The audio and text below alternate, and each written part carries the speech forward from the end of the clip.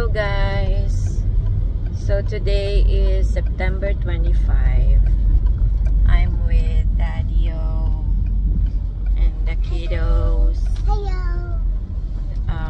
I have my medical schedule today sa St. Luke's Medical Center. Ang appointment time ko ay 2:30. So time check 12:54 pa lang naman. Naliligaw kami papunta doon. Naliligaw tayo, Dad? Namali ako ng pasok. Dapat doon sa kabila eh.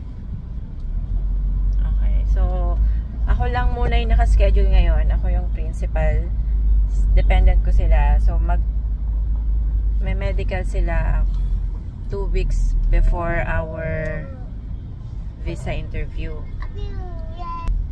Ang requirements na dala ko based dun sa nasa email na kailangan dalhin ay 4 pieces na 2x2 pictures na may pangalan sa likod, 5 photocopies ng vaccination card kasama yung COVID, which is yun lang, meron ako yung COVID vaccination lang, wala na ako nung bata pa ako, hindi na yung natabi. Tapos kailangan ng valid passport, then photocopy nun, 2 pieces.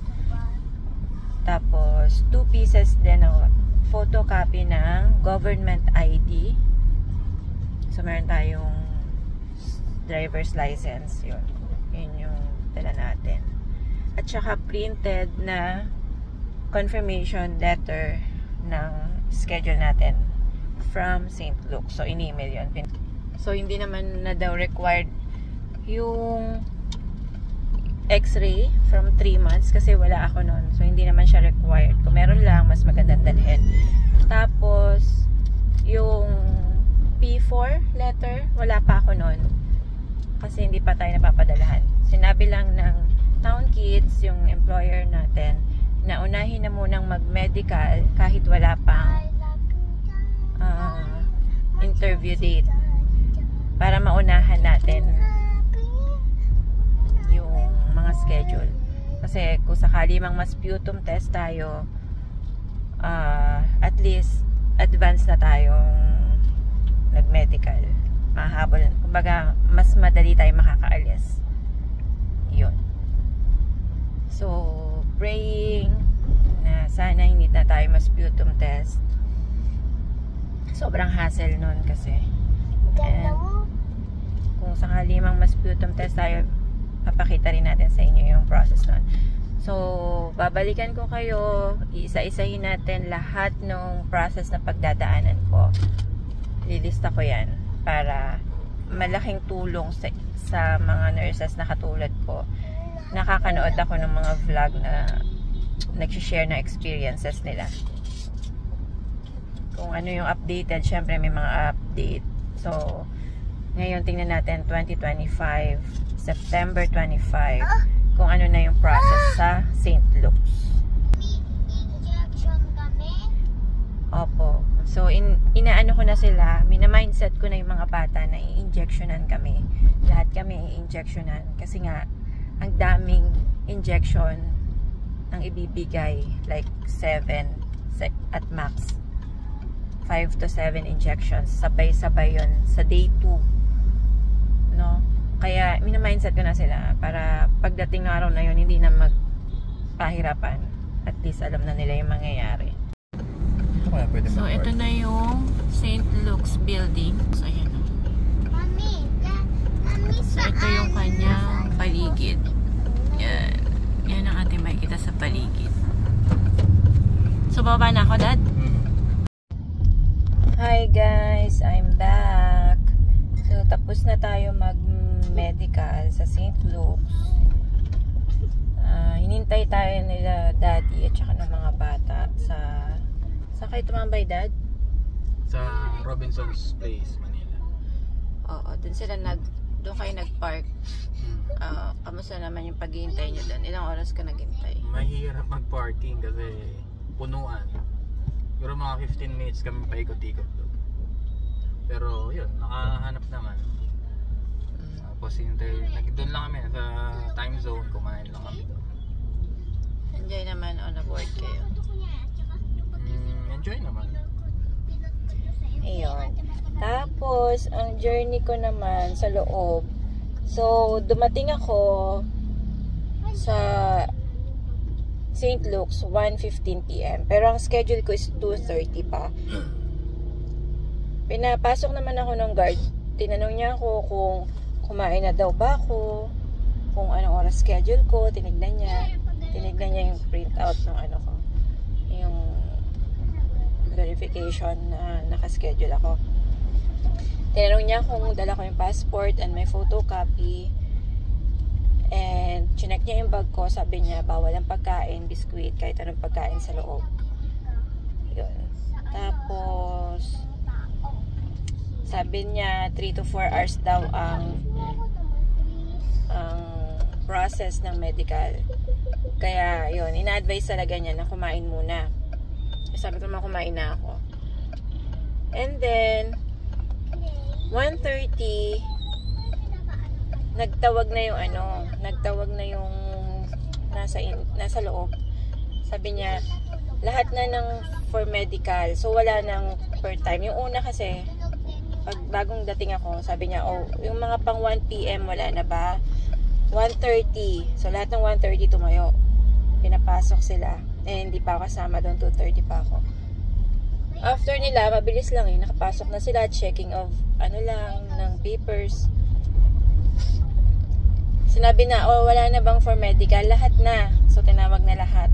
Kasi kahit anong oras na labo-labo na yon, lahat na pinapasok na. So, chinek lang yung passport, photocopy ng passport, tsaka yung letter, confirmation na from St. Luke's na nakaschedule ka. Tapos sinanong ako kung sino daw yung petitioner ko. Tapos yun lang naman. Wala lang naman tinanong. Pinapasok na ako, binigyan na ako ng number papunta doon sa photo room. So, naghintay ako matawag. 1:40 p.m. tinawag na ako sa photo room. So, ano lang talaga siya, talagang uupo ka lang, pipicturan, ganoon lang, tatanungin syempre kung anong name, date of birth mo. Yun. So, papakita lang din doon yung passport ko, tsaka yung paper. Yun. Laging yung passport, laging yun ang chine-check nila doon. Lagi mo siyang papakita sa lahat ng process. And then, after nun, pinalabas na, pinaghintay na lang sa window. Maraming window. Tatawagin nila doon, isa-isa. Doon na yung interview, parang titignan. Ang daming mga tanong. So, 2:20, natawag ako sa window H. Ang hina nga ng kasi sila parang mic, pero ang labo ng speaker. Sabi, yung number ko tinawag, tas window. Sabi ko, ano daw window? Hindi ko naiintindihan. hindi na lang sana ma-improve nila yun na i-flash na lang doon sa TV kung anong number, tas anong window. Kasi ang dami namang TV na naka-display doon. Akaso ang ginagawa nila, yung sa mic, yung mic, ang labo ng speaker, hindi ko talaga maintindihan. And dami pa namang window, kaya hindi ko makita sino ba yung tumatawag sa akin, parang gano'n. Tapos yun na, ang kinuha sa akin doon sa window H, passport, photocopy, tapos yung print out ng visa appointment. Visa appointment ba tawag doon, Dad? Yung kapag meron ka ng ID. Yun. Yung wala pa ako noon kasi hindi pa ako nasasendan ng P4 or wala pa akong letter na nare-receive from embassy. Tama ba? Saan ba yun? P4. Oo, yung for interview ko ng visa. Wala pa ako noon. Inuna nga kasi natin yung medical kahit na wala pang interview. So, ang inihingi sa akin, proof na EB3 ako. Employment base 3. So, kinonta ko si daddy kasi siya yung nakakaalam ng mga ano ko, mga logins, lahat ng process, si daddy lahat yun. Sabi ko, send mo sa akin yung kahit anong proof na may nakasulat na EB3. Sabi, pwede daw sa DS260, sabi sa akin nung nasa window age. So, nakita ko yung DS260 ko sa email, pero wala naman nakasulat doon na EB3. So, naghanap pa rin ako ng ng document na may nakasulat na EB3. Yun, nakita ko siya doon sa schedule ko ng VAC kasi nag-book na kami. So, si Town Kids, binook na kami for VAC and interview date. Yun. So, hindi siya talaga galing sa embassy. Galing kami mismo ang nag-book from CGI. So, yun. Meron akong kopya nun na nakabook na kami. Nakasulat doon EP3. So, tinanggap nila yun. Pero, kailangan pa rin daw nila ng photocopy ng DS260 ko or makikita na EB3 ako. So, yun. Ipoprovide ko yun bukas. Kasi pina-email nila sa akin, pero hindi yata nila nare-receive sa email. Siguro ang daming nag-i-email sa kanila kaya hindi nila yun mahanap. So, yun. So, babalik naman ako bukas talaga kasi 2 days naman talaga ang medical. Kinabukasan talaga makukuha yung result eh. Kaya, babalik ko bukas yung print out nun. And then, 2:50 PM, bayad na ako sa cashier. So, ang binayaran ko is 28,650. Doon yun sa 5th floor. So, first floor yung una. Pagpasok ko first floor, doon yung unang process. Tapos, nung payment na, pinakit na ako sa 5th floor. And then, pagbayad ko, sabi, punta na ako sa 4th floor for blood extraction. So, 3 PM, natapos na ako ng blood extraction. And then, sabi ulit, baba ako sa 3rd floor for x-ray. So, pila ako sa x-ray. 3:19. Tapos na ako doon. 3:19. Yun. So, syempre, sa x-ray, dun tayo lahat kinakabahan, di ba? Lang naman, palit ng pinatanggal lang yung t-shirt tsaka underwear na bra, tapos pinasuot ng lab gown. Yun. Tapos doon din, same room din, doon na rin x-ray. So, pinapirma lang tayo na hindi tayo pregnant kasi syempre bawal yung x-ray kapag pregnant. So, yun. Tapos 3:30, natapos naman tayo sa after kasi sa x-ray, pinaakyat ako sa 5th floor ulit. Doon gagawin yung vital signs, eye test. So, natapos tayo doon ng 3:30. So, ano lang naman yun, maano sila, sobrang detailed naman ng mga instruction, hindi ka malilito kung saan ka pupunta. Pag akit mo ng 5th floor, tatawagin ka na agad ng guard kung saan ka. Tsaka malalaki naman yung mga signage. So, hindi ka maliligaw kung saan ka pupunta. So, yung vital signs, ang bilis lang nun. Sinukat lang ako, height and weight. Tapos, BP. After nun, eye test. Sobrang bilis lang din nun. Pinatakpan yung kanan muna. Pinatakpan yung kanang mata. Tapos may binasa. Tapos kaliwa naman, may babasa ka. So, paliit ng paliit yung binabasa ko. Yun. And then, 3:36 PM, natapos naman tayo sa physical exam. Doon sa doctor. So, doon sa doctor, ang dami niya lang mga tanong. Like, mga common question pag nagpapa-check up tayo. Like, mga history ng ganyan-ganyan. Kung nakagat ka ba ng aso, may travel ka ba ng past 6 months, may maintenance ka ba, naoperahan ka na ba, ilang beses na nanganak, kung normal ba. Ayun. Yun yung mga tanong.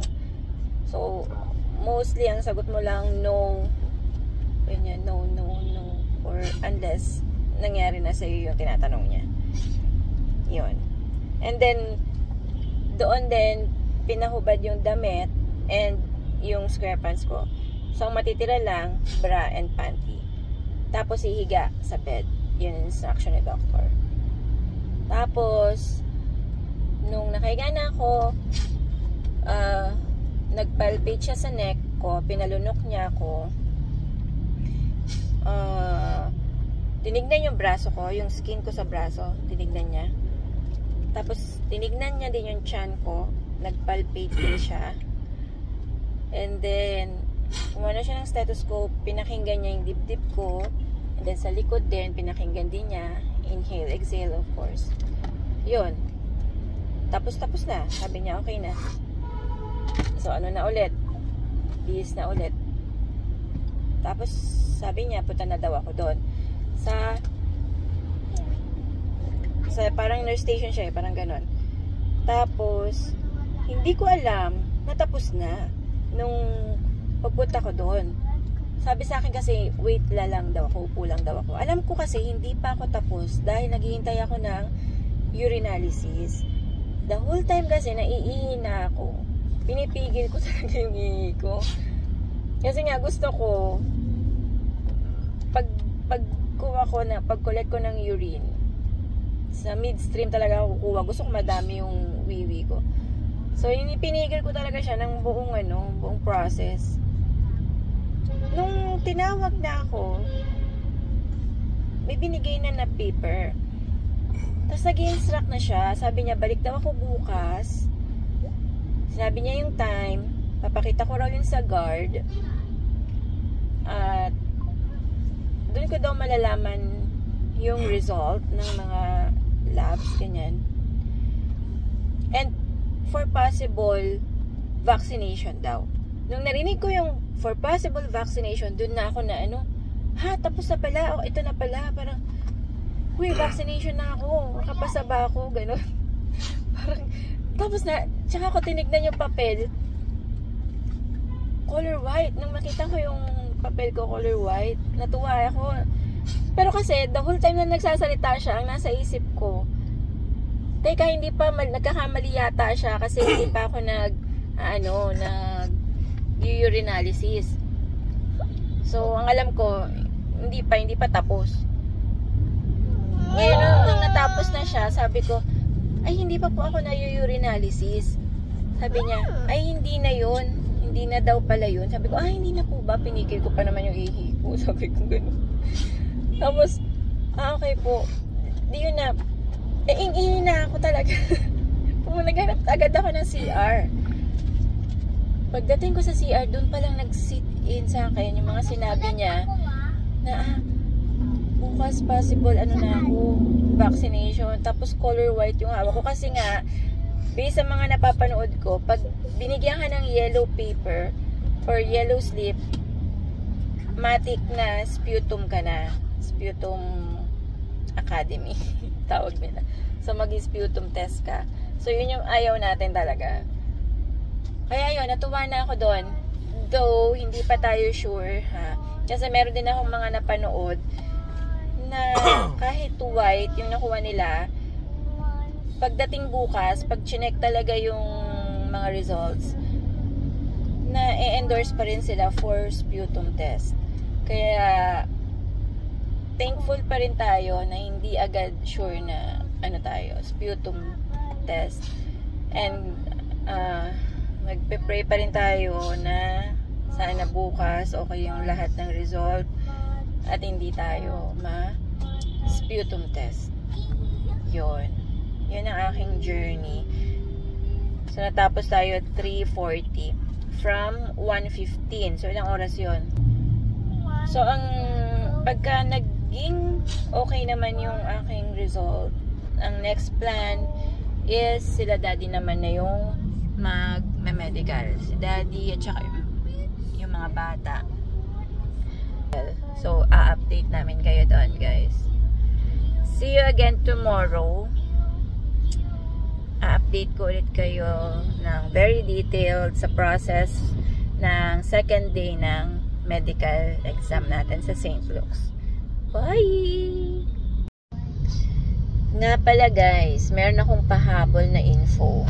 So, syempre, di ba yung pinaniniwalaan natin bago mag-medical. So, lahat halos sinasabi na iinom ng sterilized milk. Madami akong friends na ganun, iinom sila ng sterilized milk bago mag-medical. Like, bawa kung 2 weeks before or 1 week before, iinom ka na nun bago matulog.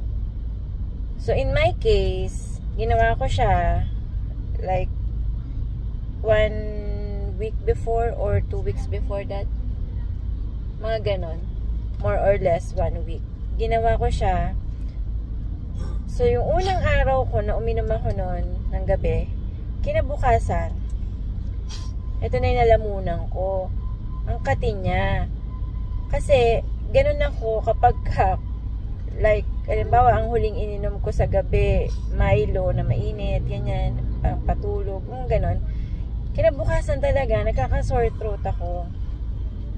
So, ganun yung naramdaman ko sa kanya. So, pag inom ko noon, nangati na. Binaliwala ko lang. The next day, uminom ako ulit.